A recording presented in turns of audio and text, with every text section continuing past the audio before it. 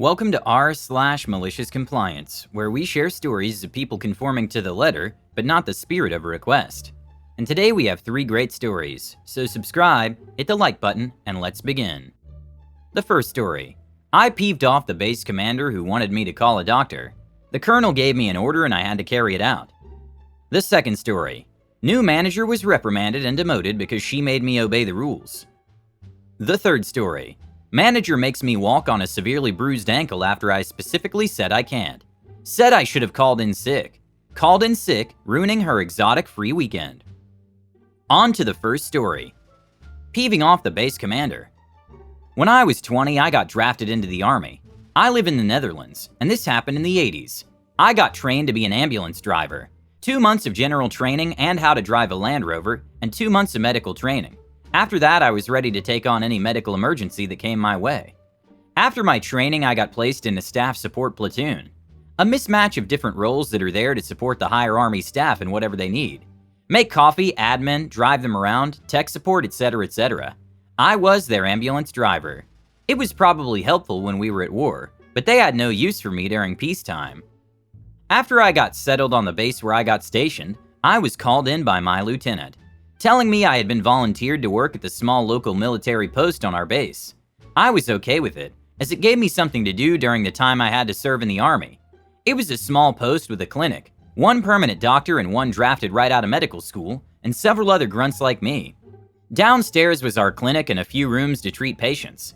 Upstairs, about 12 beds for patients who were sick, but not bad enough that they had to go to a real hospital. We worked at the clinic and took care of the patients upstairs. And maybe 2 to 3 times a week, I had to pull out with the ambulance we used.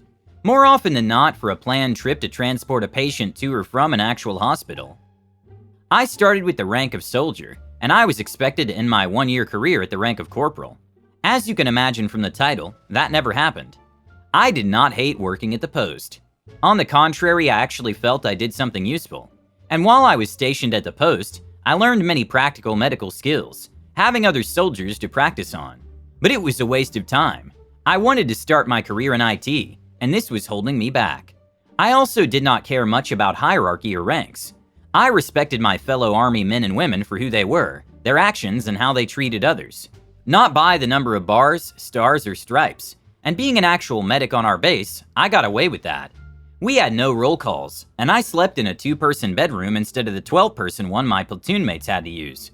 No inspection, no military training, and wearing white instead of green. Anyways, to the malicious compliance. I was tending to a patient at the clinic. He and his buddy had walked into a door, their words, and it had a glass window that shattered and cut them both up. One pretty bad, and he was treated by our doctor in one of the rooms, as he needed quite a few stitches. I had to stay in the clinic, and as the other soldier only had minor cuts, I treated him on the spot. As no other medical staff was available at that time, the slightly larger cuts I glued shut. For others, a band-aid would suffice. He was sitting in one of the chairs, and I was on one knee in front of him, taking care of a cut on his leg, as I heard somebody walk into the clinic. Without looking up, as I was holding a glued cut together with my fingers until it had set, I politely asked to please have a seat and that I would be right there. "Colonel, do you know who I am? I'm the base commander, Colonel so-and-so." Yes, he actually said that. I can still hear it in my head 35 years later. His booming, indignant voice, full of air of how important he was. I was not impressed at all, mostly annoyed by his attitude, and told him congratulations. Please have a seat and I'll get to him once I've finished treating the cut I was working on. That was not what he wanted to hear, and he started chewing me out. Finally, I was done with the cut, let go of my fingers and got up. Ignoring his barrage, I asked him how I could help. "Colonel, I need to speak to the doctor. I have an appointment." "Okay, not an emergency." I explained to the colonel that the doctor was treating a patient who needed urgent medical attention and that he will have to wait till the doctor finished his treatment. He has none of it and tells me he does not have the time to wait. Then he orders me to tell the doctor that his 3 p.m. appointment is waiting for him. I knew the doctor would drop everything and be running to the colonel if he got wind of who it was that was waiting for him. He did not have much of a spine, and his career was primarily based on the colonel's input and assessment of him. But the colonel had given me an order, and I had to do it. So I went to the treatment room and put my head in. The doctor was busy stitching up the more injured soldier, and I complied with the colonel's order. Me, "Doctor, your 3 p.m. appointment has arrived."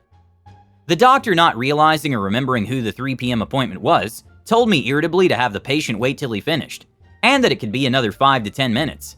He repeated what he had told me several times before, to only disturb him for emergencies.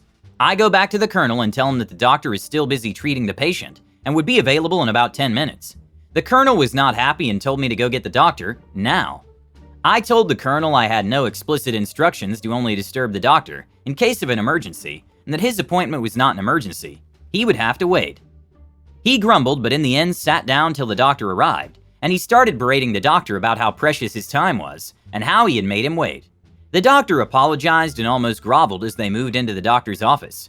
I had to go upstairs for something, and the colonel had already left after I got down. I did get a good ear washing from the doctor telling me I should have mentioned to him that it was the colonel who was waiting for him. I argued that it should not matter who was waiting if he was treating a patient who was bleeding all over the place, and that he told me himself that he could only be disturbed for emergencies.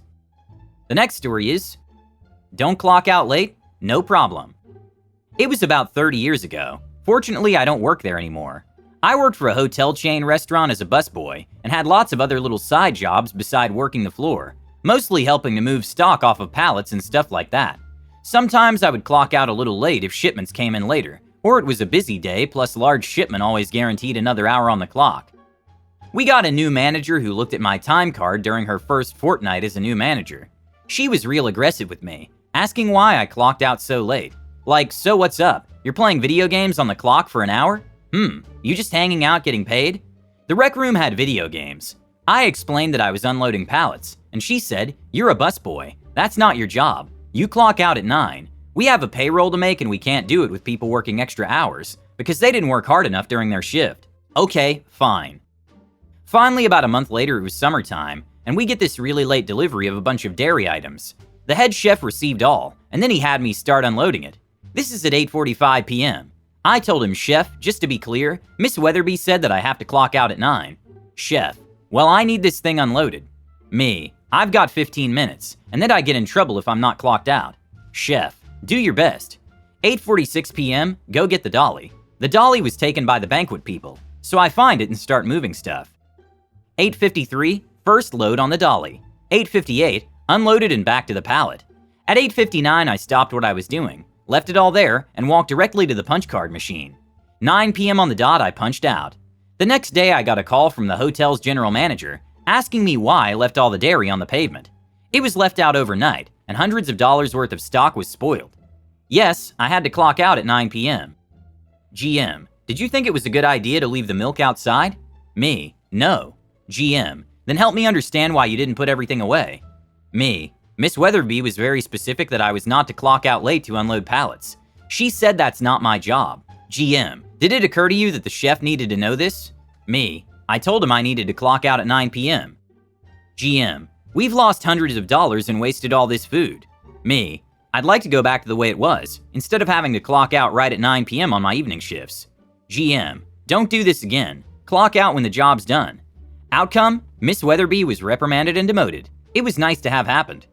Sometimes making them pay the cost is the only way to get somebody's attention and make them realize they've set up a stupid policy. Haha.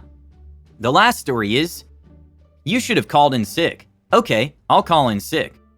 I work at a local supermarket as a cashier. We have multiple tasks, some of those including cleaning and standing in the shop, which is a register where you can buy cigarettes and medical stuff. For these tasks, you have to stand and walk around a lot. As a cashier, you'd be sitting down behind the register. I usually like standing in the shop because it's just a bit different than your regular cashier routine. Now, I'm fairly clumsy, and a lot of stuff happens to me all the time. One of these things happened last week. I fell off the stairs and sprained my ankle really badly. I went to the doctor, and she said not to stand around too much. I told my manager, and she said it would be fine, and I would be able to just sit down and work. I was completely fine with that, because I'd still get the money for working and I would have something to do while I waited for my ankle to heal, because I couldn't really do much. Stuff went well last week. I just sat down and worked for a few hours at a time, and it was a little bit boring, but it was nice. Then the start of the next week happened. I had to work for 4 hours and had the closing shift with 2 other employees. I'm kinda bummed out, because my ankle hasn't improved that much, and I can definitely not stand on it for too long until it starts hurting. It would be another boring shift. I wish I was right.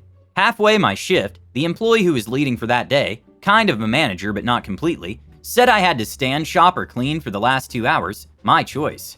I thought it was just a miscommunication, and that she didn't hear from my manager that I couldn't walk or stand for too long. Boy, was I wrong. Apparently, she called my manager and asked how I was doing, and if I could walk or not, because she just had an operation on her foot, and she can't stand for too long either. My manager said I was fine and that I could walk. I was pretty upset to hear this, considering my manager didn't contact me about this. The employee goes back upstairs and calls my manager again.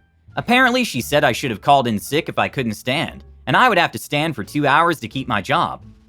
Now, I'm not the best person when it comes to emotions, so I proceeded to have a mental breakdown in front of clients. It took 15 minutes before somebody came and took over my work, so I could get some water and calm down.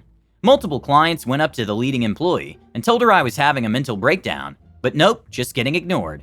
Finally, when somebody came, I went to the break room, locked myself in the toilet, and just let some stuff go.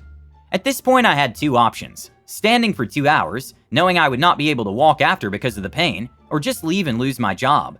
The thing is, it is really hard to find a job in this town, so I decided I would face the pain. And as I expected, I could even walk the 3-minute walk towards the bus station. My mom had to get me.